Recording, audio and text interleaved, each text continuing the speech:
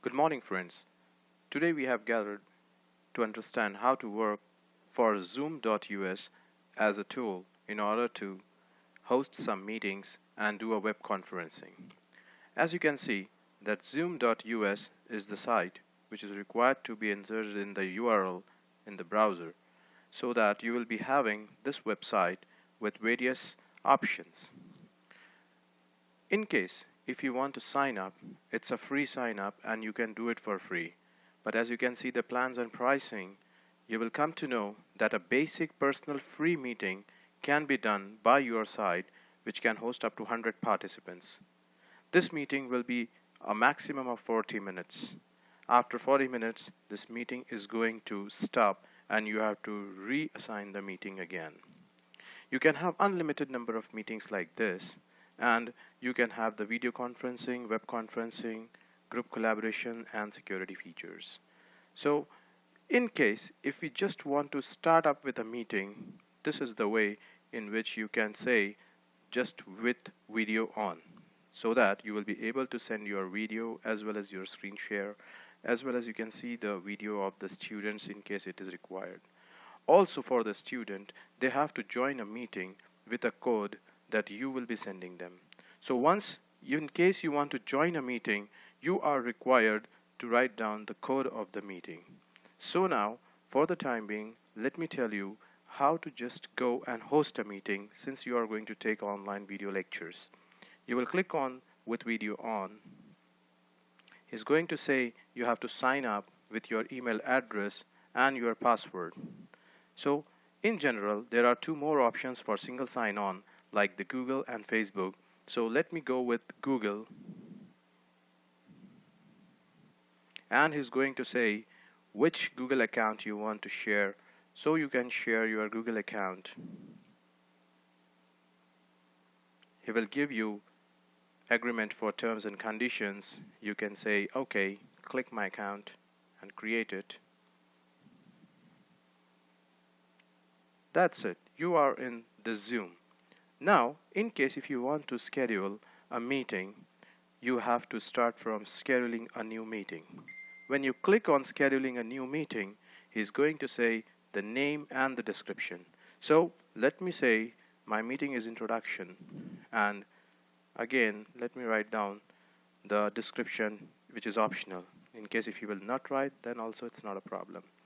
You can share the time. Mathalan, today I'm going to have the meeting, say for example at 12 a.m. It's going to be 40 minutes because after your meeting gets finished, you will not be able to host the things since you are on a free version. He says here your Zoom meeting has a plan of 40 limits. Okay, let's go up. It's going to be a recurring meeting. In case if you want to make it, you can set your time zone, and your time zone will be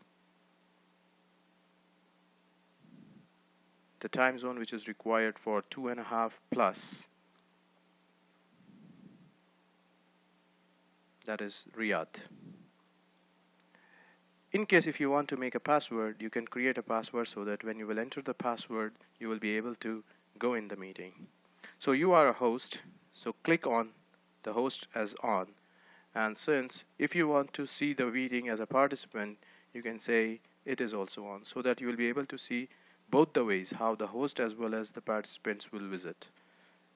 In general, it is a better option that if you are taking a meeting, make the host to yourself.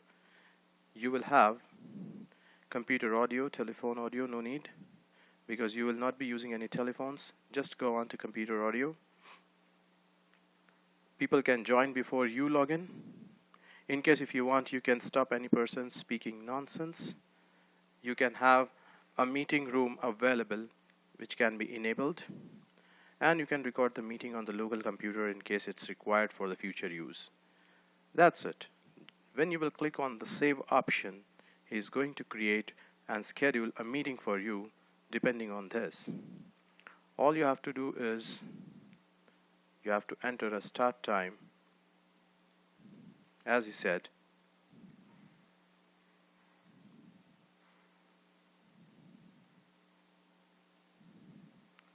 Finally, you save it.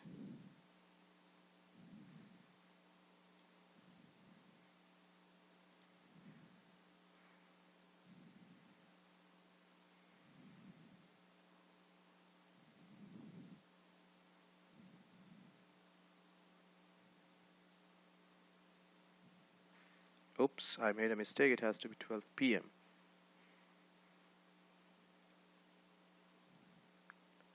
And yes, we are done.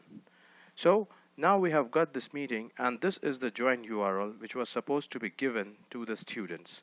All you have to do is you have to copy the invitation, and you can send this invitation in your WhatsApp group or in your any type of connectivity with the students as an email or any type of messenger units, whichever way you use.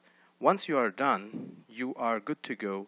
All you have to do is just start the meeting, and once you will start the meeting, he's going to ask you download and run the Zoom.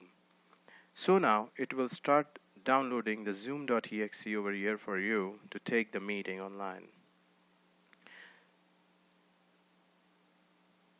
Let me click here and let the Zoom plugin be downloaded.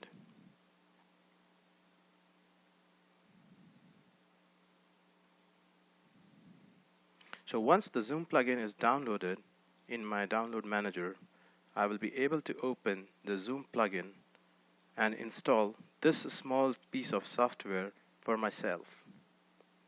You will be able to see that the installation does not take a lot of time and it runs up very quickly.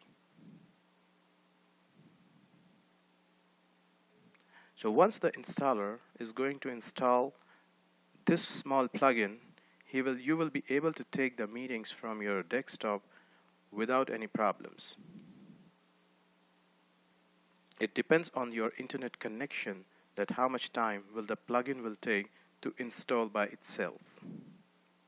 And once the Zoom plugin is installed, you will be able to see this kind of screen running up on your desktop. So here we are on the Zoom plugin, and I am the participant. I can share and stop the video. I can share my screen in case it is required, and I can do all the things which are required to take a meeting. Also, I can click on to record the meeting here, and once the meeting is over, I will be able to end the meeting from here. So that's it. In this way, you can use Zoom as an alternate to take your online meetings, and once you are done with the meeting, you can end meetings for all, so that all the students will immediately go out of the meeting room. So in just this case, once the recording is done, the metered recording is over, he is asking you to save the recording at a point where you can save it on your computer wherever it is required. In this case, you have got the meetings standardized here, and you can share this meeting for further use to your students as well. So that's all for today for Zoom. Have a nice day.